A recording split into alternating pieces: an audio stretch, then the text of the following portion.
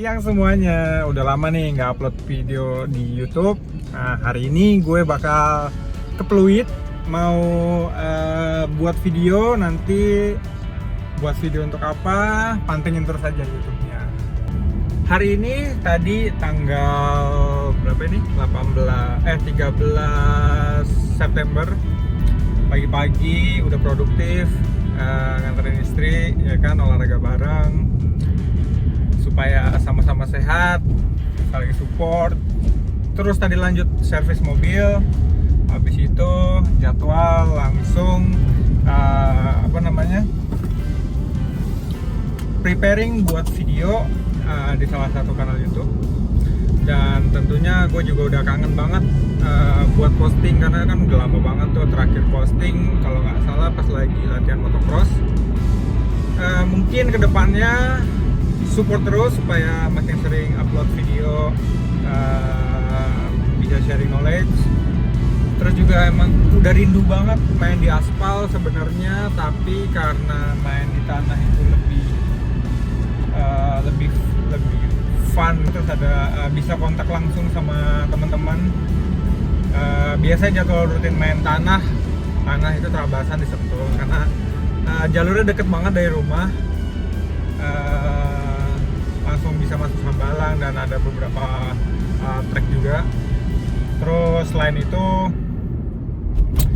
biasanya main motocross juga, sama Farhan, sama teman-teman motocross yang lain, karena juga sama teman-teman di Carglass, ya kan, anak-anak road race.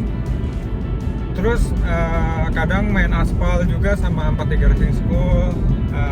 Saya sih pengen banget kayak main supermoto lagi, atau yang pasti sih pengen balapan GP gitu kan, balapan di aspal lah, karena kan habitatnya sebenarnya di situ kan. Tapi latihannya banyak di tanah. Kenapa? Salah satunya kalau kita berkaca sama pembalap di luar juga, kalau teman-teman pantau Instagramnya Mario atau Honda Team Asia Raya dan ada Augura sama Chantra, mereka lebih ketika lagi kayak during seasonnya gitu, mereka banyak loh latihan motocrossnya, karena kan salah satunya lebih dekat dari home base-nya dia di Barcelona, sirkuitnya di Castelloli. Terus ya saya bilang sih lebih saving budget juga. Yang pasti jangan lupa buat teman-teman road race nih, bayangin salah kaprah. Jadi ketika mereka main motocross itu bukan sekedar main motocross, tapi tracknya juga di waktu saya di sana kan dicek juga sama Hiroshi Aoyama, tim manager, kalau tracknya itu aman atau enggak. Makanya sekarang lebih banyak main di, saya lihat ya, lebih banyak main di motocross dibanding flat track kan. Kalau flat track pas ketika musim dingin banget, mereka banyak main di kayak winter season, waktu awal-awal tahun mereka banyak main di flat track. Terus sekarang lebih banyak di motocross. Nah, terus sirkuitnya itu di sana pure motocross, jadi kayak jumpingannya tuh nggak yang lancip kayak di Indonesia. Kayak Indonesia tuh kan kebanyakan sekarang kayak semi motocross. Nah, alasan saya juga kenapa banyak latihan waktu itu sama Farhan di Bekasi, karena suggestion dia sirkuitnya aman kok bos, kata gitu kan. Maksudnya aman tuh nggak lancip, terus masih safety buat kayak pembalap road race gitu kan. Terus salah satu option latihan lagi yang deket itu ada di sirkuit Carglass. Sama biasanya kalau sebelum latihan saya izin sama bos Erik. Nah, biasanya juga kalau aktiviti saya selama belum ada balapan dan sedang berjuang untuk mendapatkan sponsor dan tim, sebenarnya timnya sudah ada sih, tinggal sponsor ya. Yang kita juga ada yang lock sebenarnya beberapa sponsor, tapi kan kita nggak bisa, belum target support dananya tuh masih belum tercapai. Jadi minta support dan doanya aja, sama-sama berusaha. Jika rezeki nggak akan kemana, kalau emang rezeki saya masih bisa balapan, saya akan balapan. Jadi sekarang masih fokus untuk berjuang untuk itu. Terus biasanya aktiviti saya kayak kalau teman-teman pantau di Instagram saya sering share di story atau di feed. Kayak kemarin hari Senin itu saya mulai ngelok nge-lock schedule kayak biasanya tuh Senin tuh kayak biasa lari sendiri kan di dekat komplek, tapi sekarang kita mau nge-lock Senin itu kayak trail run di area Sentul, karena kemarin kita udah nyoba, gue udah nyoba trek di Sentul ke Panisan. Nah di Panisan ini kalau teman-teman lihat saya terabasan, biasa hari Kamis kita tuh makan, ada namanya warung Haji Jajang. Nah di situ ada jual, dia tuh bikin cincau sendiri, dan Haji Jajang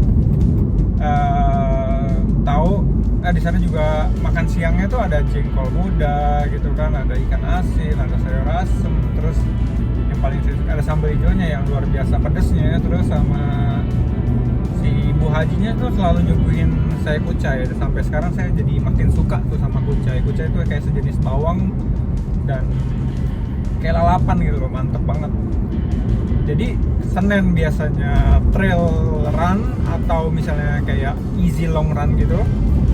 Terus nanti siang ke sore sekarang karena sambil jagain anak juga, main sama mereka gitu kan. Terus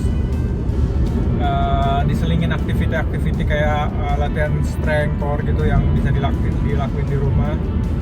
Terus sore optionnya antara lari lagi easy atau ya kita beberes gitu. Nah Selasa ini biasanya normalnya ini antara jadwal long run ya, misalkan kayak 10 atau 15 gitu, yang kan kalau Senin kan agak free lah, easy gitu kan. Nah, agak panjang sedikit, atau kita main sepeda. Nah main sepeda ini rutenya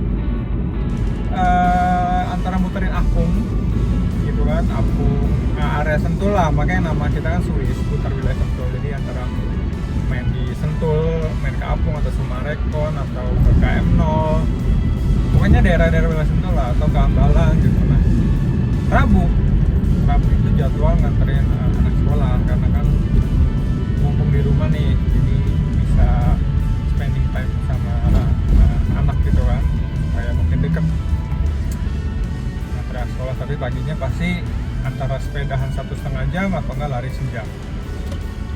Jadi biasanya Senin sampai Rabu tuh itu.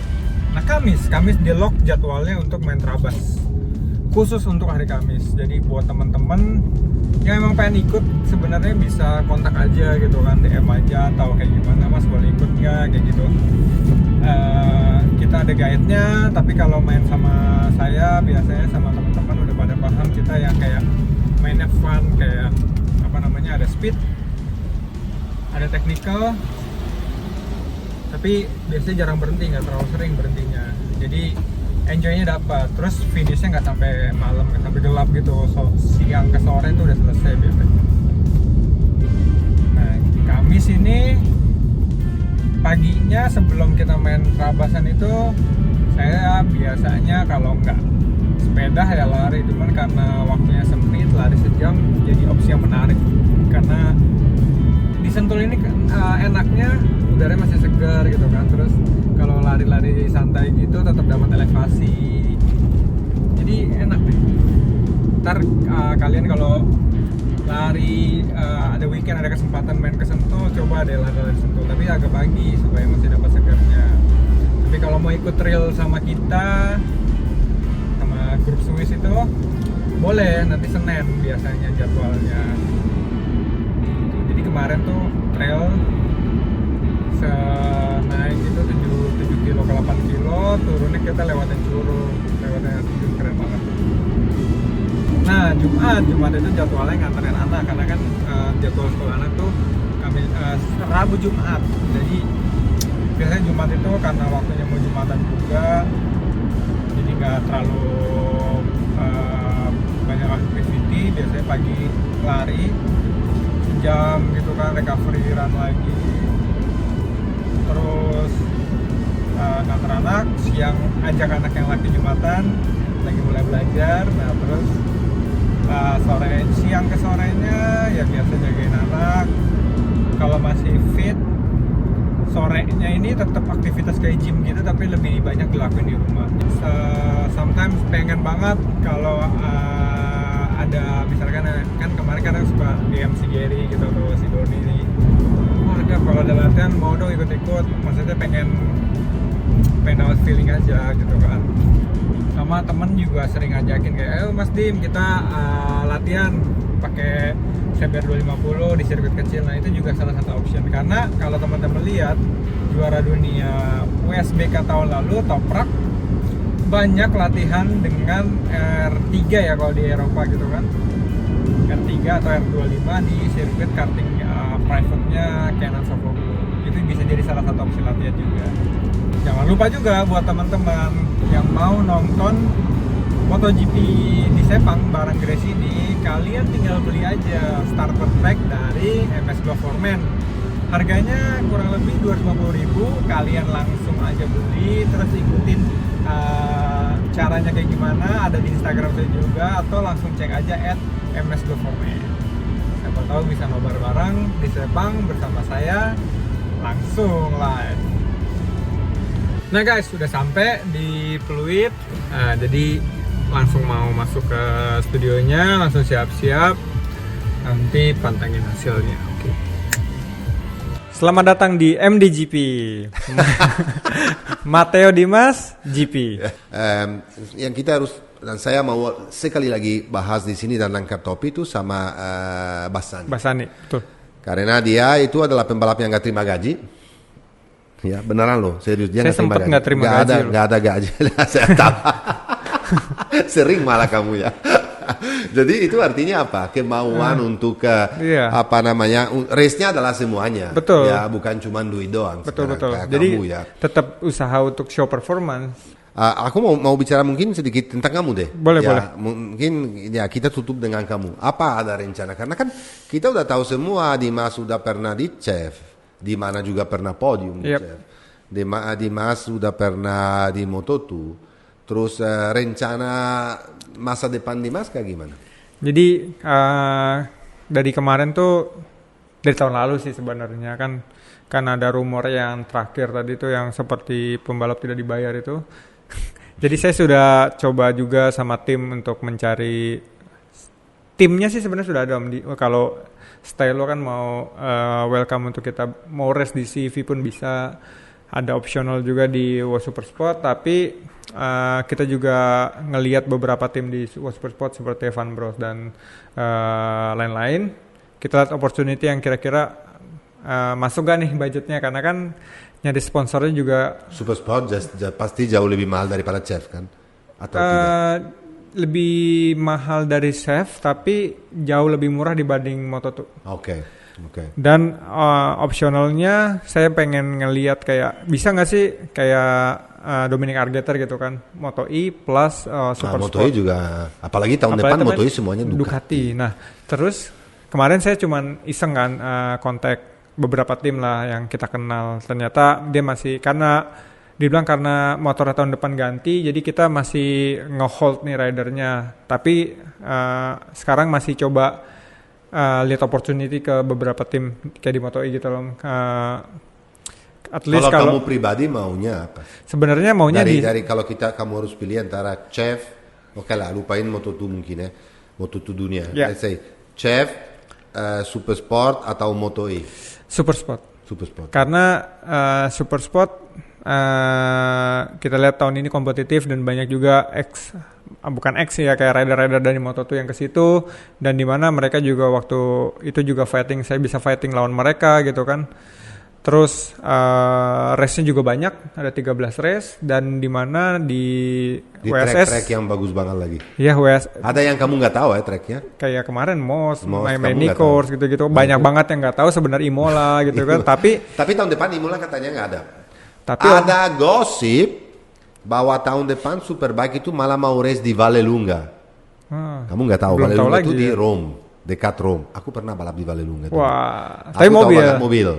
Aku tahu banget Vallelunga, dan itu perlu biji besar karena turun dari straight yang belok ke kanan, terus ke kiri, terus namanya Cimini 1 dan 2. Itu yang turunnya itu dari lurusnya nggak lurusnya begini, terus begini turun, terus begini, terus kanan-kanan. Waduh, itu Keren scary. Seram banget. Jadi waktu tahu kayak ada istilah di Italia tuh di Mugello ada Arrabbiata 1, Arrabbiata 2 itu ya harus biji besar juga kalau di situ. Tapi balik lagi sih mudah-mudahan ya kita tahu nih udah September Om ya, dan nggak gampang kan nyari sponsor juga. Tapi mudah-mudahan kalau ada rezeki saya bisa balapan. Saya masih pengen balapan at least di Super Sport or ya Moto E or SAF. Tapi kita nggak tahu maksudnya supportnya bisa cukup atau enggak. Tapi itu yang arah saya sekarang nih. Jadi I wish you all the best. Yes, thank you. Supaya Dimas bisa balap lagi, dan saya berharap bahwa Dimas bisa balik lagi. Amin. Bawa acara sama saya karena dari Pasti. technical point of view kamu very good, you know. Nah, tadi dari Sentul ke Pluit nih mau syuting MSGP bareng Matteo kan, Jadi MDGP karena tahun depan starter kita ganti dengan Dimas. Nah, buat teman-teman jangan lupa nanti tungguin aja videonya di MSGP sama di Dimas F20. Thank you Om, ciao.